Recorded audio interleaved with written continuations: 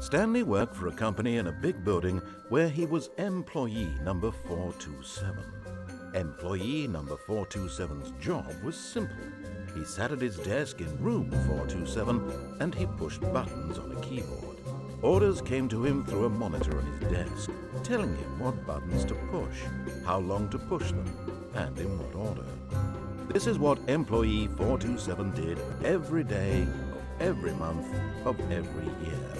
And although others might have considered it soul-eating, Stanley relished every moment that the orders came in, as though he had been made exactly for this job.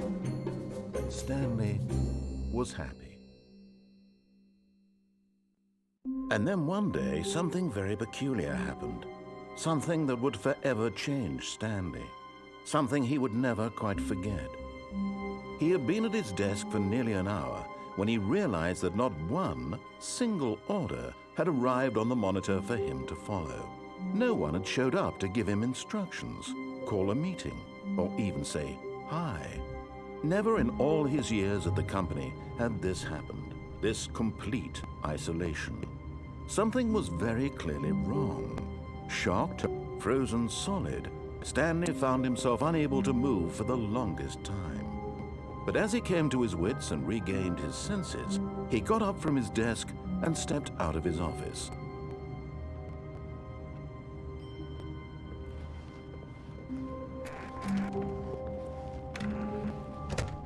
But Stanley simply couldn't handle the pressure. What if he had to make a decision? What if a crucial outcome fell under his responsibility? He had never been trained for that. No, this couldn't go any way except badly. Nothing will hurt me. In here I can be happy forever. I will be happy. Hours passed, then days. Had years gone by? He no longer had the ability to tell. But the one thing he knew for sure, beyond any doubt, was that if he waited long enough, the answers would come. Eventually, someday, they would arrive. Soon, very soon now, this will end. He will be spoken to. He will be told what to do.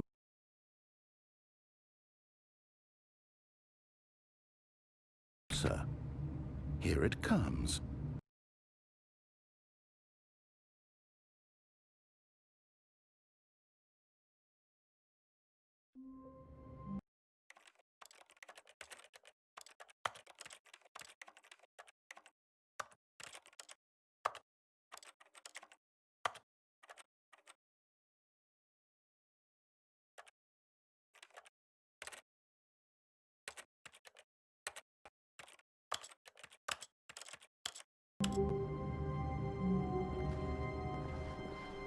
All of his co-workers were gone.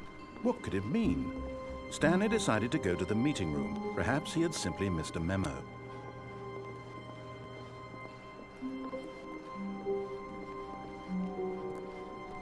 When Stanley came to a set of 2 open doors, he entered the door on his left.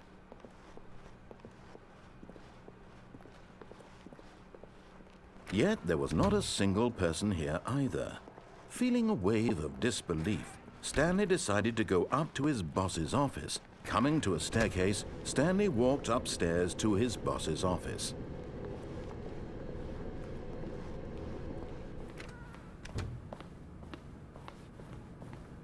Stepping into his manager's office, Stanley was once again stunned to discover not an indication of any human life. Shocked, unraveled, Stanley wondered in disbelief who orchestrated this. What dark secret was being held from him? What he could not have known was that the keypad behind the boss's desk guarded the terrible truth that his boss had been keeping from him. And so the boss had assigned it an extra secret PIN number, 2845. Yet incredibly, by simply pushing random buttons on the keypad, Stanley happened to input the correct code by sheer luck. Amazing. He stepped into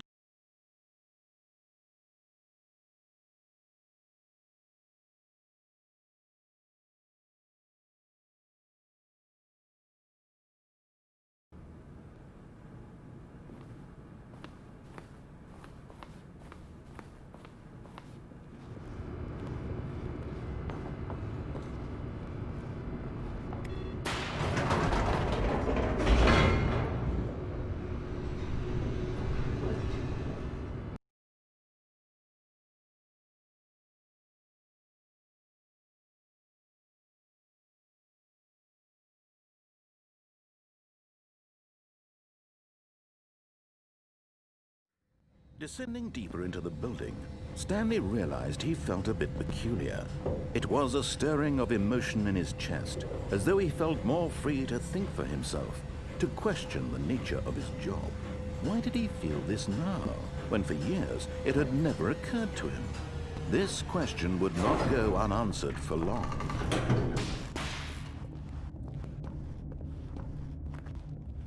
Stanley walked straight ahead through the large door that read Mind Control Facility.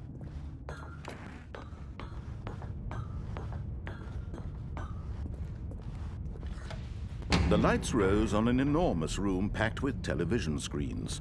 What horrible secret did this place hold? Stanley thought to himself. Did he have the strength to find out?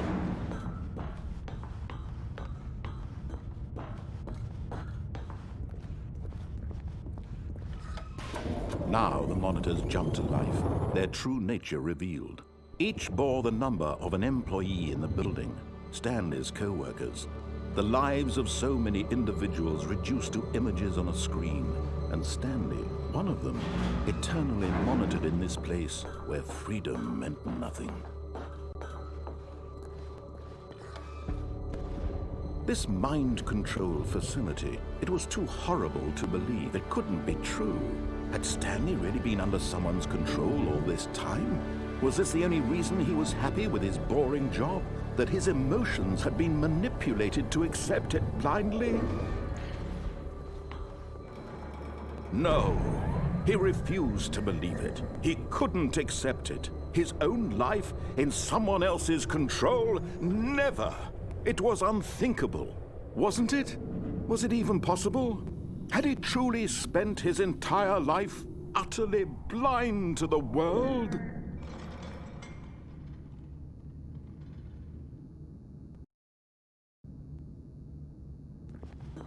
But here was the proof, the heart of the operation. Controls labeled with emotions, happy or sad or content, walking, eating, working, all of it monitored and commanded from this very place. And as the cold reality of his past began to sink in, Stanley decided that this machinery would never again exert its terrible power over another. Oh, Stanley, you didn't just activate the controls, did you? After they kept you enslaved all these years, you go and you try to take control of the machine for yourself. Is that what you wanted? Control? Oh, Stanley, I applaud your effort, I really do. But you need to understand, there's only so much that machine can do. You were supposed to let it go, turn the controls off, and leave. If you want to throw my story off track, you're going to have to do much better than that. I'm afraid you don't have nearly the power you think you do. For example, and I believe you'll find this pertinent, Stanley suddenly realized he had just initiated the network's emergency detonation system. In the event that this machine is activated without proper DNA identification, nuclear detonators are said to explode, eliminating the entire complex. How long until detonation then? Let's say 2 minutes.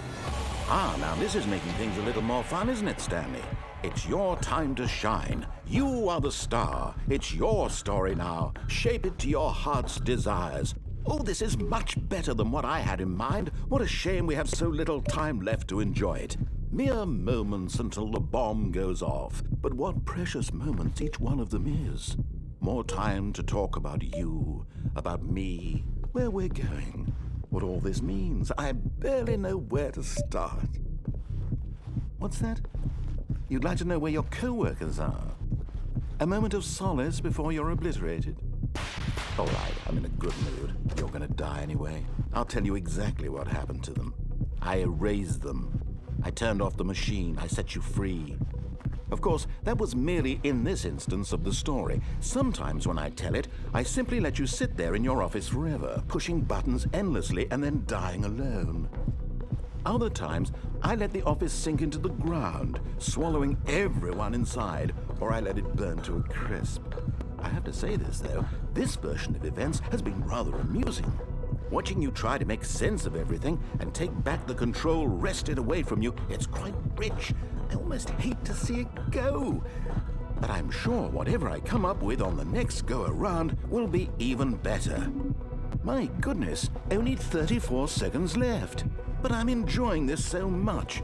You know what? To hell with it. I'm going to put some extra time on the clock. Why not? These are precious additional seconds, Stanley. Time doesn't grow on trees. Oh dear me, what's the matter, Stanley? Is it that you have no idea where you're going or what you're supposed to be doing right now? Or did you just assume when you saw that timer that something in this room was capable of turning it off? I mean, look at you. Running from button to button, screen to screen, clicking on every little thing in this room. These numbered buttons, no, these colored ones. Or maybe this big red button, or this door. Everything, anything, something here will save me. Why would you think that, Stanley? That this video game can be beaten? Won? Solved? Do you have any idea what your purpose in this place is? Stanley, you're in for quite a disappointment. But here's a spoiler for you. That timer isn't a catalyst to keep the action moving along. It's just seconds ticking away to your death. You're only still playing instead of watching a cutscene because I want to watch you for every moment that you're powerless. To see you made humble. This is not a challenge. It's a tragedy. You wanted to control this world, that's fine. But I'm going to destroy it first, so you can't. Take a look at the clock, Stanley. That's 30 seconds you have left to struggle. 30 seconds until a big boom and then nothing. No ending here, just you being blown to pieces. Will you cling desperately to your frail life, or will you let it go peacefully? Another choice. Make it count. Or don't. It's all the same to me, all a part of the joke. And believe me, I will be laughing at every second of your inevitable life from the moment we fade in until the moment I say, happily ever after.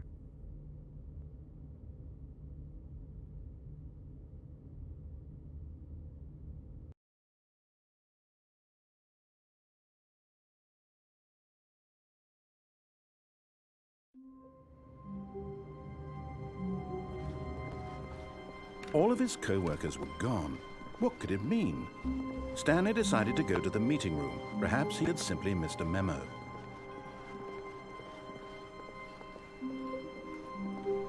When Stanley came to a set of 2 open doors, he entered the door on his left.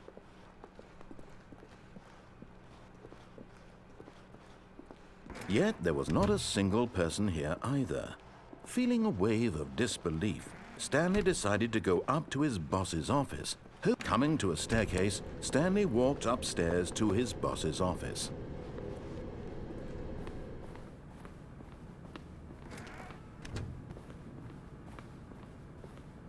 Stepping into his manager's office, Stanley was once again stunned to discover not an indication of any human life. What could it mean? Stanley was in such a rush to get through the story as quickly as possible, he didn't even have a single minute to just let the narrator talk. That kind of anxiety isn't healthy, so he relaxed for a few moments with some calming New Age music.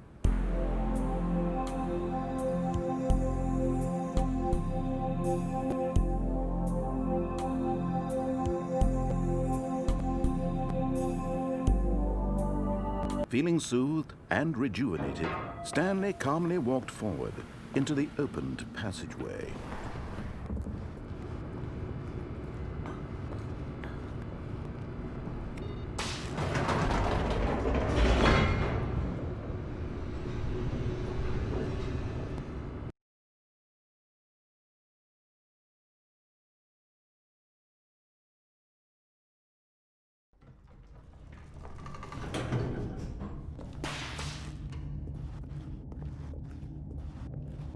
Stanley walked straight ahead through the large door that read Mind Control Facility.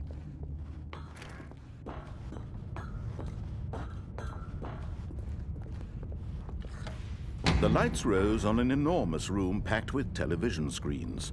What horrible secret did this place hold? Stanley thought to himself.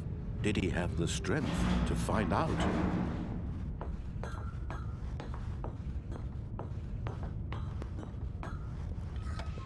Now the monitors jumped to life, their true nature revealed.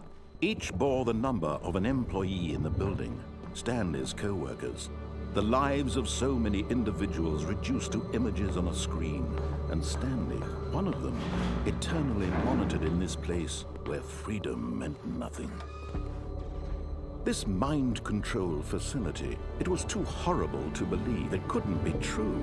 Had Stanley really been under someone's control all this time? Was this the only reason he was happy with his boring job? That his emotions had been manipulated to accept it blindly?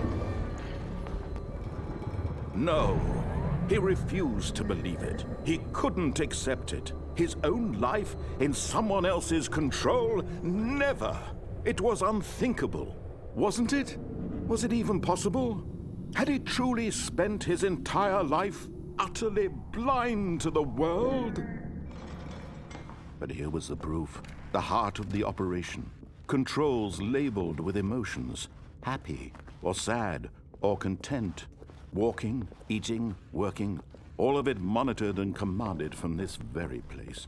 And as the cold reality of his past began to sink in, Stanley decided that this machinery would never again exert its terrible power over another human life. For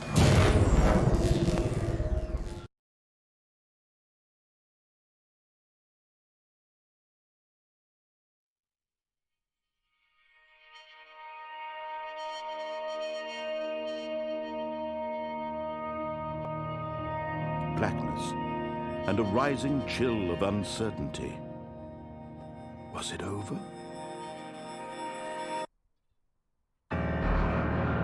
Yes. He had won. He had defeated the machine, unshackled himself from someone else's command. Freedom was mere moments away. And yet, even as the immense door slowly opened, Stanley reflected on how many puzzles still lay unsolved. Where had his co-workers gone? How had he been freed from the machine's grasp? What other mysteries did this strange building hold? But as sunlight streamed into the chamber, he realized none of this mattered to him, for it was not knowledge or even power that he had been seeking, but happiness. Perhaps his goal had not been to understand, but to let go. No longer would anyone tell him where to go, what to do, or how to feel. Whatever life he lives, it will be his. And that was all he needed to know. It was perhaps the only thing worth knowing. Stanley stepped through the open door.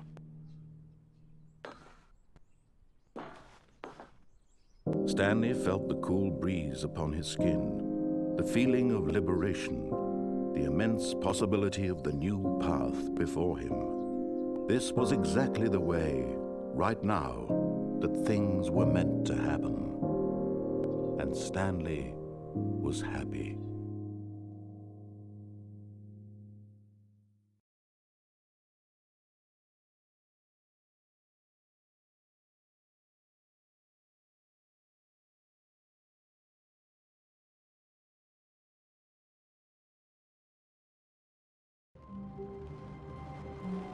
Wait, Stanley thought to himself. Am I sure that the orders stopped coming in? How is that possible? They never stopped. Surely I was mistaken. When Stanley came to a set of 2 open doors, he entered the door on his left.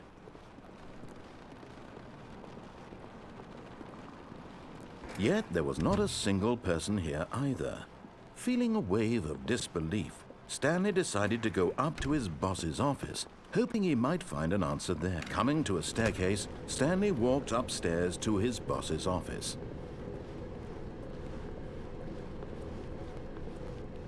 But Stanley just couldn't do it. He considered the possibility of facing his boss. Admitting he had left his post during work hours, he might be fired for that. And in such a competitive economy, why had he taken that risk? All because he believed everyone had vanished? His boss would think he was crazy. And then something occurred to Stanley. Maybe, he thought to himself, maybe I am crazy. All of my co-workers blinking mysteriously out of existence in a single moment for no reason at all? None of it made any logical sense. And as Stanley pondered this, he began to make other strange observations. For example, why couldn't he see his feet when he looked down? Why did doors close automatically behind him wherever he went? And for that matter, these rooms were starting to look pretty familiar. Were they simply repeating?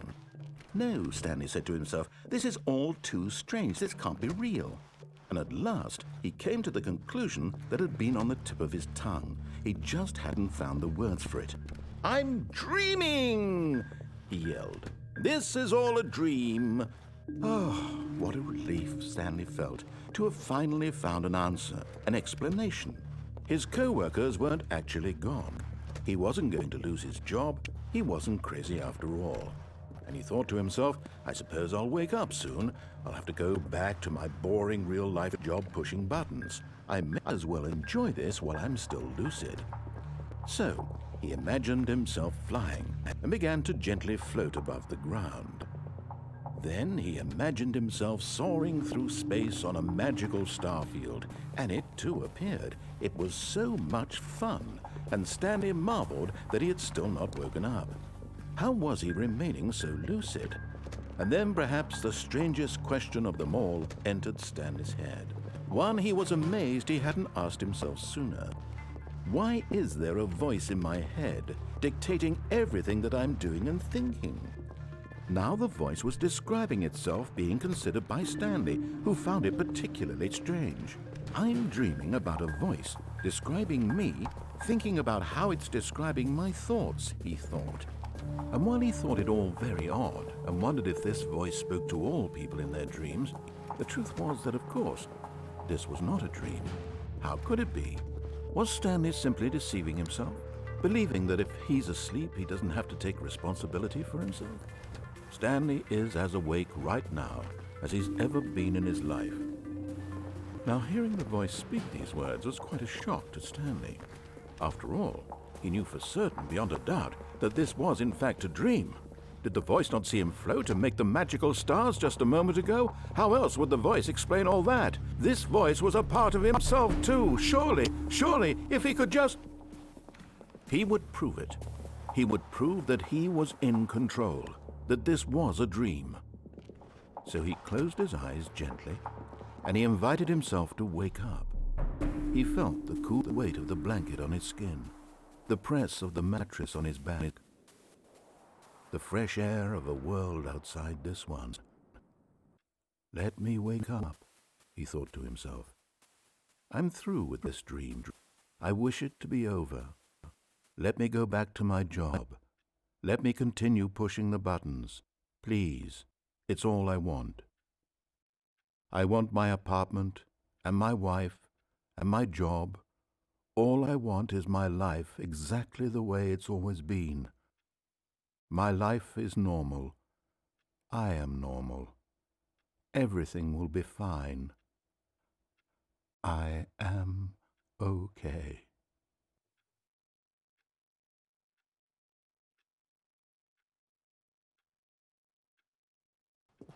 Stanley began screaming.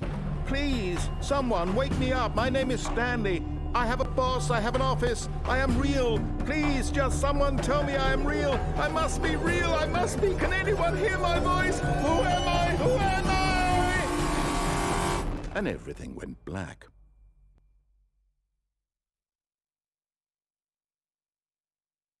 This is the story of a woman named Mariella. Mariella woke up on a day like any other. She arose, got dressed, gathered her belongings, and walked to her place of work. But on this particular day, her walk was interrupted by the body of a man who had stumbled through town talking and screaming to himself, and then collapsed dead on the sidewalk. And although she would soon turn to go call for an ambulance, for just a few brief moments she considered the strange man. He was obviously crazy, this much she knew. Everyone knows what crazy people look like. And in that moment, she thought to herself how lucky she was to be normal. I am sane. I am in control of my mind. I know what is real and what isn't. It was comforting to think this, and in a certain way, seeing this man made her feel better. But then she remembered the meeting she had scheduled for that day, the very important people whose impressions of her would affect her career, and by extension, the rest of her life. She had no time for this, so it was only a moment that she stood there, staring down at the body. And then she turned and ran.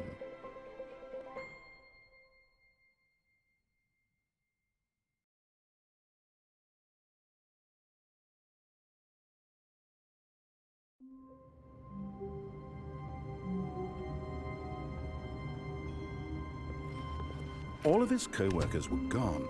What could it mean? Stanley decided to go to the meeting room. Perhaps he had simply missed a memo.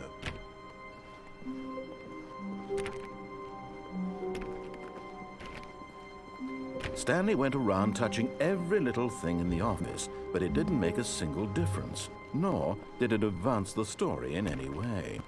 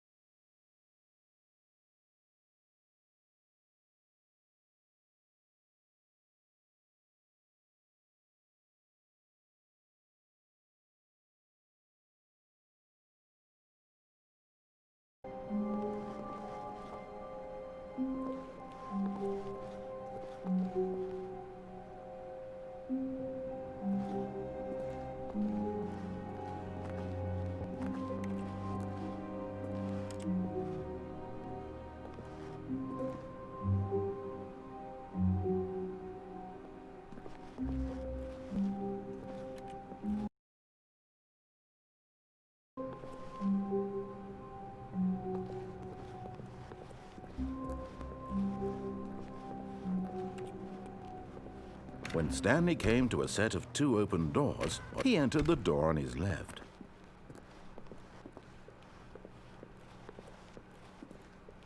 Yet there was not a single person here either. Feeling a wave of disbelief, Stanley decided to go up to his boss's office. Coming to a staircase, Stanley walked upstairs to his boss's office.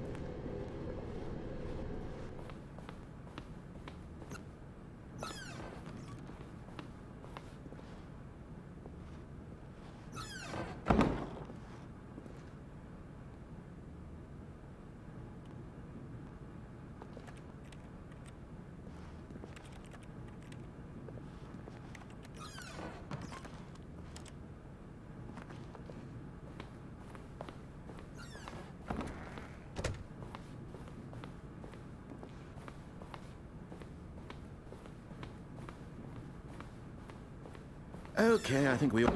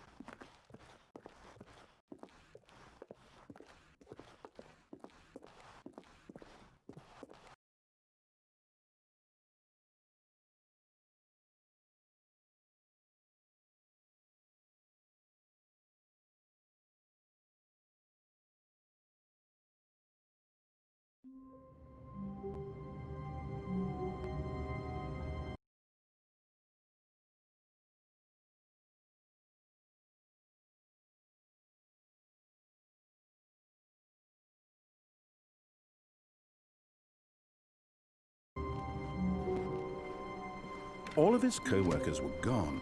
What could it mean? Stanley decided to go to the meeting room. Perhaps he had simply missed a memo.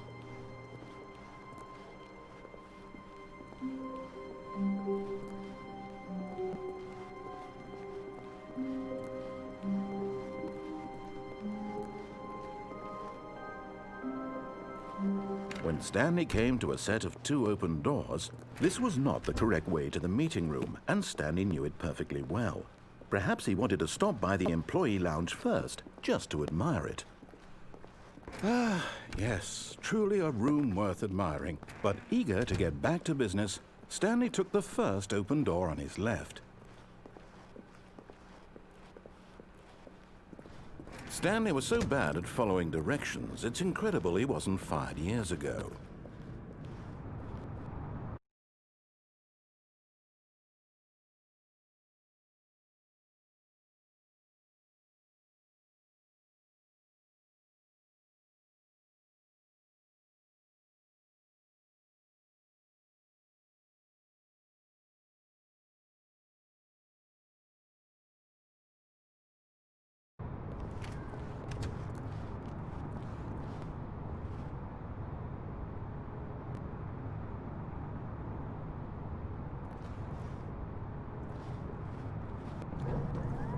Look, Stanley, I think perhaps we've gotten off on the wrong foot here.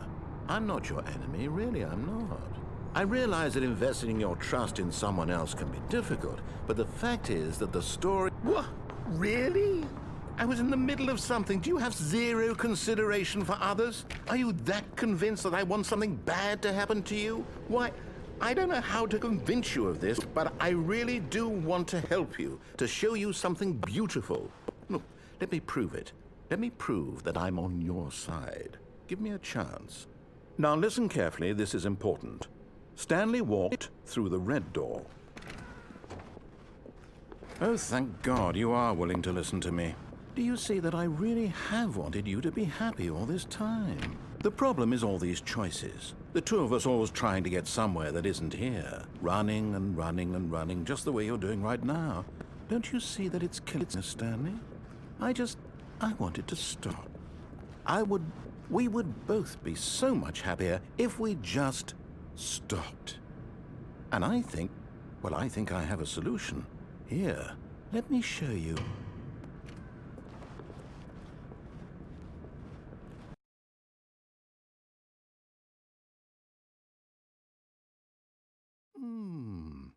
What do we want? What are we looking for? Here. Yes. Oh, it's beautiful, isn't it? If we just stay right here, right in this moment with this place, Stanley, I think I feel happy. I actually feel happy.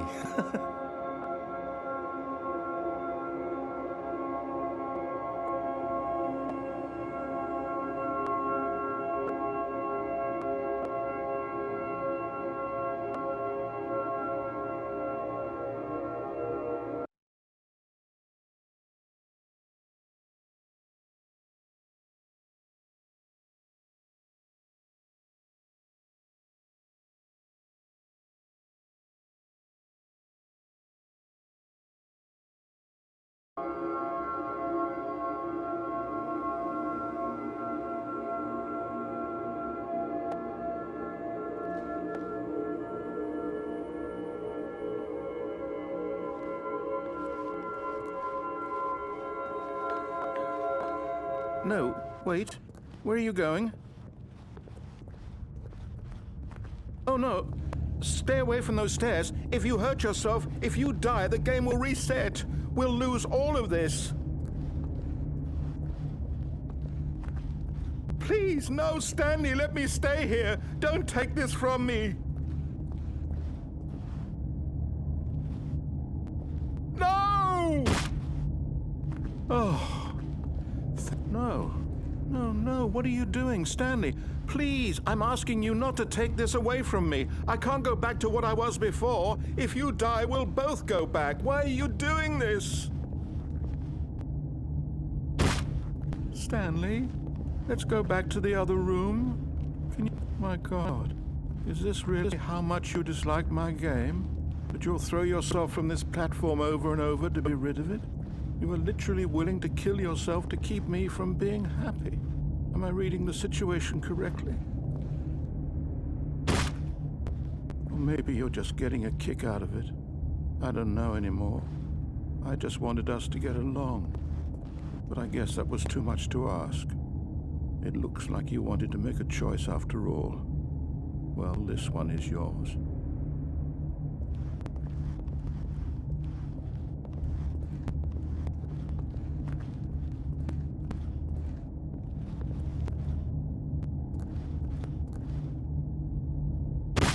Is it over?